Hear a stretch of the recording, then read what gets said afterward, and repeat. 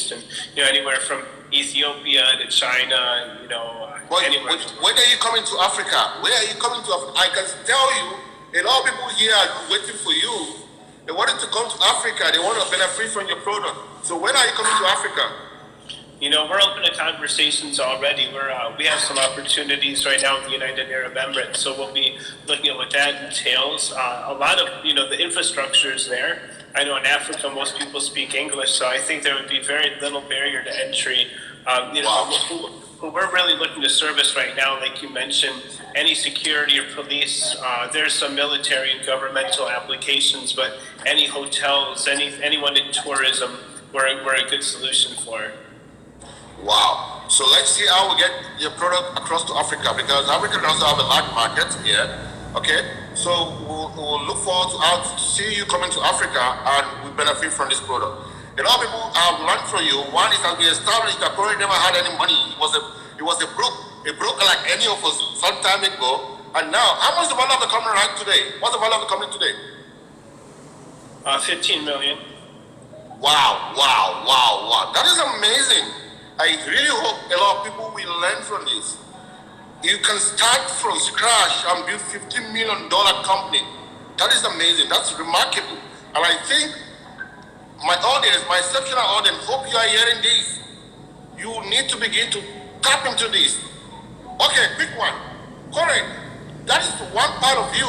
There's another thing I want to ask you. You became so influential online. You became so influential on social media. What is magic? So, I spend a lot of time there, and I preach often about the law of reciprocity, but what you give is what you get. I put a lot of attention, a lot of effort, and truly a lot of passion into social media. And, I haven't been able to grow as quickly on other platforms, although I love them all. But for me, LinkedIn has been a great traction channel. And I just show up. I showed up every day, and I cared. So I found ways to help job seekers. I've helped hundreds of people get jobs around the world. So I think caring for people in that situation, like you mentioned, I've been truly broke before, so I know what it's like to need a job and to need work.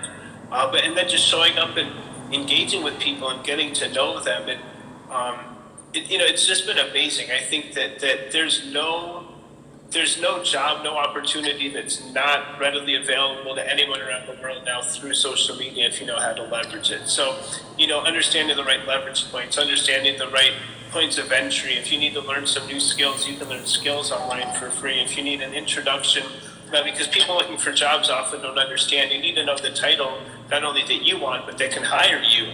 And now you can find them on LinkedIn. You can engage with them for a month. You can become their buddies. What do you think happens next time they're going to hire somebody? I mean, to me, it becomes so simple. It's just a matter of kind of... If I'm going to answer you, you said that you make yourself as a solution provider on LinkedIn, on this platform, by helping job seeker get job. Okay, how do you help job seeker get job, first of all? Well, so with what we're doing with Shedwool, people used to kind of say we're trying to be Uber for jobs, but we are connecting shift workers and industries with both temporary and part-time jobs as well. Wow. So, it's very aligned for what I'm doing, but on LinkedIn, what I've just done is people are saying that they want jobs. I help them get very specific. I help them present themselves. I help them with their LinkedIn profiles, and I don't charge anyone. Wow, you help them do all of that? Is it for free for free? For free. Wow. Because it's quite amazing when I had, when we put up the flyer online, where your picture came up, I could see amazing things people were saying about you. That somebody said that because of you became who he is today. These are big words. It's amazing getting to know that you did all of this for free. That is amazing. But do you have a benefit for doing this? Do you have any benefit for doing this? I would say most of the investment that we've raised, most of the hires that I've received, most of the bigger contracts that we've signed with clients have all come to some degree through what I do on LinkedIn, so it's paid dividends. Wow. It's, you know, if I had to say what my hours on LinkedIn over the last 2 years have paid me, I'm probably making $100 an hour. So, you know, but at the end of the day, it's all social capital. It's all energetic, right? And again, law of reciprocity. If I put a lot out there, if I've been able to help some people, and I've also built software that can do the same, it's coming back to me in so many ways. Yeah. Wow. What you've said apparently is that because you are doing all of this, you are able to close a lot of transactions for your own business, because a lot of people watching you doing this. So you're able to get your partners, hire people, get investors, get customers on LinkedIn, because you are going there to put right content that was enriching people's lives, that's helping people with their profiles, and connecting them with an employer that employed them eventually. Doing all of this, why doing all of this?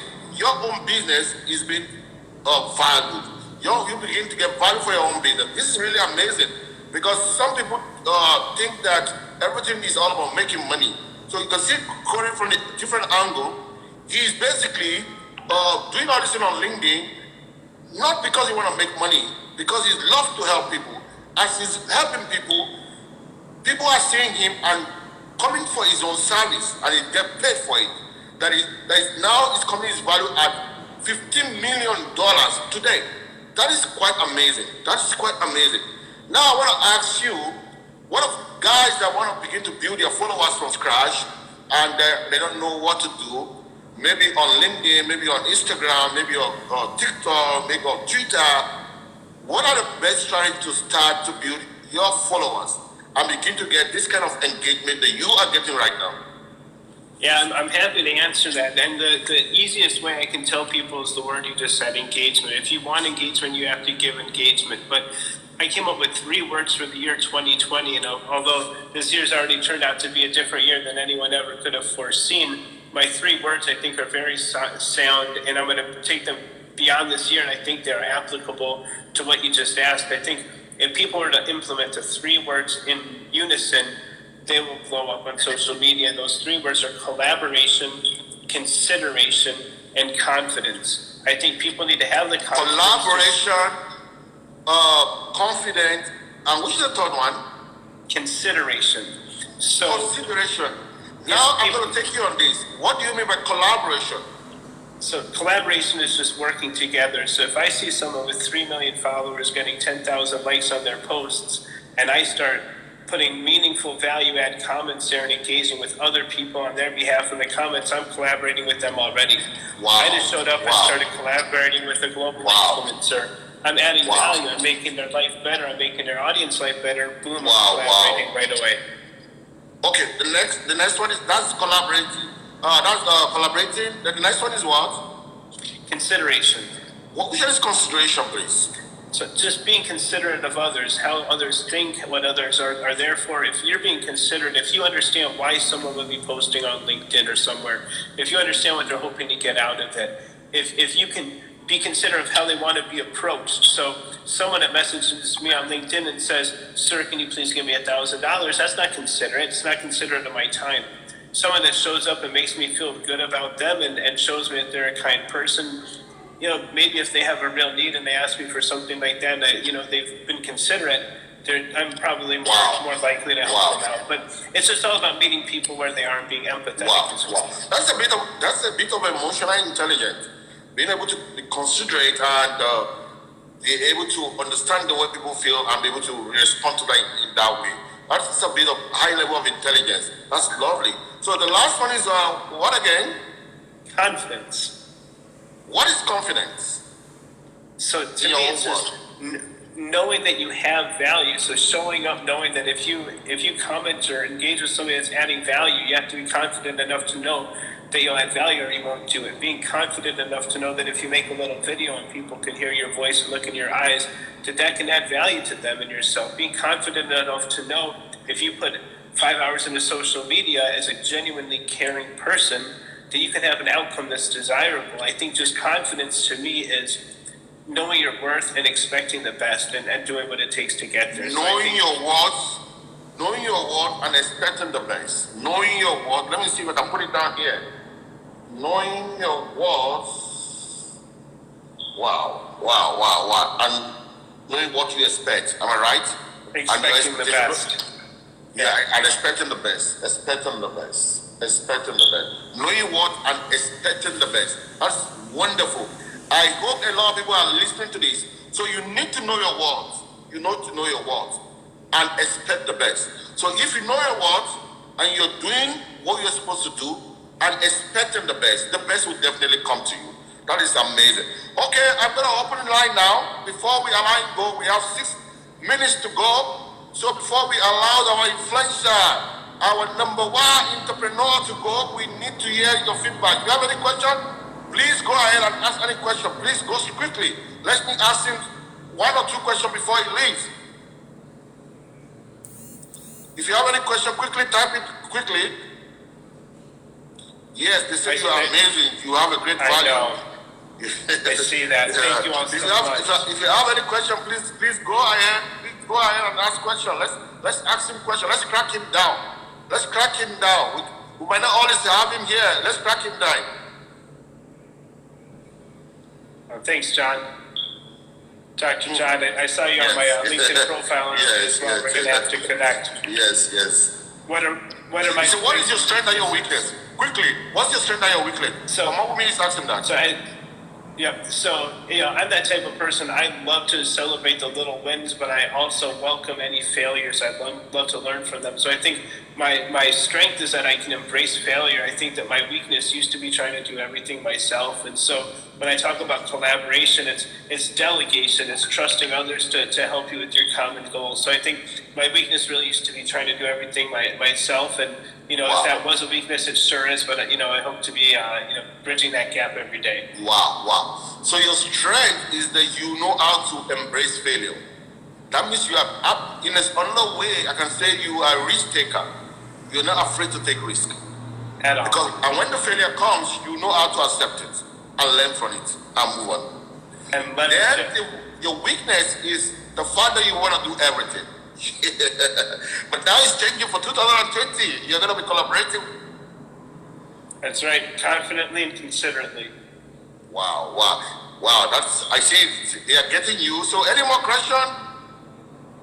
Okay, they say, how do you put up a great team? I think you've answered it, but you can just put more light to that. Yeah, I think for me, a great team just needs to be aligned. You don't need to vote the same in the booth. You don't need to speak the same way in your living room. But I think you need to trust each other in the goal. And I think you have to be able to, you've alluded to it so many times, Sam, but you have to be humble. I don't think there's anyone on a winning team that's not able to humble themselves, and put the group and the initiative ahead of themselves. So I think just sensing that alignment, I think it's all energy. You can tell when there's a misalignment. And I think oftentimes people, go on with bad situations too long. So we have to look for guys that are humble and they are diversified in different areas to collaborate our own weakness. Am I right? So it 100%. means that it's very important that they are very humble, so that you can easily collaborate. They can easily. When you have people that are level-headed in the room, it's always easier to communicate and accept a mistake. But when you have someone that is a bit arrogant in the room, it's always difficult to manage. So if I'm getting you, is that we have to be careful about the kind of personality we get within our team. Okay, I think that has answered that question. I want to ask something. So can you put more light to what you mean by confident? Then another question goes, they said, do you have any computer? Then somebody asked another question before, do you have any computer in? Okay, that's not the one. The other one has gone up, but let's answer this too quickly. You have 2 minutes to go. Yep. So we do have competitors. We've got over 100 competitors, and I love that. I've got a legacy competitor who just raised $100 million. Their founder is trying to join my advisory board. I've got a competitor of ours in Australia that just raised an $82 million Series A round. They're awesome. I love what they're doing. We're doing things a bit different. But we've got some great competitors with some great product. I believe that we've created both the easiest to use and simplest scheduling software and the most affordable in the world. We're adding intelligence to ours, and no one else is adding the social media component, so we definitely have our differentiators. But what I tell any entrepreneur and any business leader is if you don't have competition, you're doing something wrong. Definitely, that means it's either not a problem that needs to be solved, or you're not familiar enough with the competitive landscape. So I think everyone's got competitors, and when you can learn to love those just like you love your failures, it makes things a lot easier. So I wish all my competitors well, but we've been steadily taking a lot of their better accounts. So Wow. may the best company win, but God bless them all.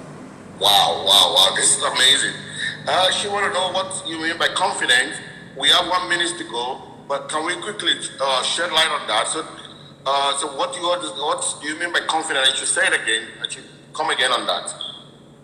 I think for me, confidence. We were articulating it earlier, but I think we can even just say it's a belief in yourself. It's knowing that you have value, knowing that you have worth, expecting the best, knowing that you can